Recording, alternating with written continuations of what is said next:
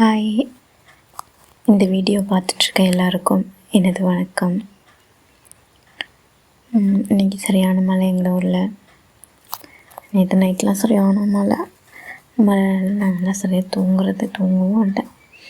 இடி மின்னல் தூக்கமே இல்லை.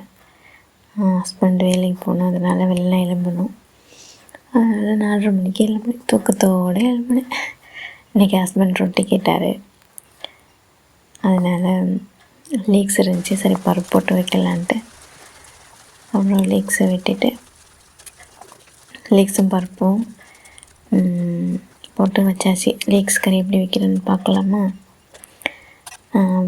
தாய்ச்சி நல்லா சூடாக்கிட்டு எண்ணெயை ஊற்றி கடுகு வெந்தயம் போட்டுட்டு கருவேப்பிலை போடு வெங்காயம் பச்சை மிளகாய் எல்லாம் போட்டு தாளிச்சிட்டு லீக்ஸ் அதில் போட்டு கொஞ்சம் லைட்டாக உப்பு போட்டு மூடி வச்சுருங்க.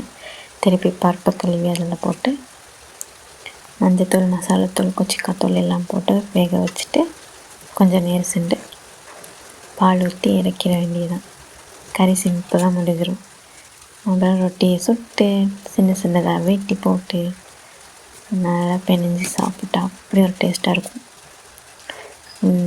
கறி ரொட்டி நல்லா கொஞ்சம் தண்ணி மாதிரி இருந்தால் தான் அதனால சாப்பிட நல்லாயிருக்கும். நீங்களும் சாப்பிட்டு சொல்லுங்கள்.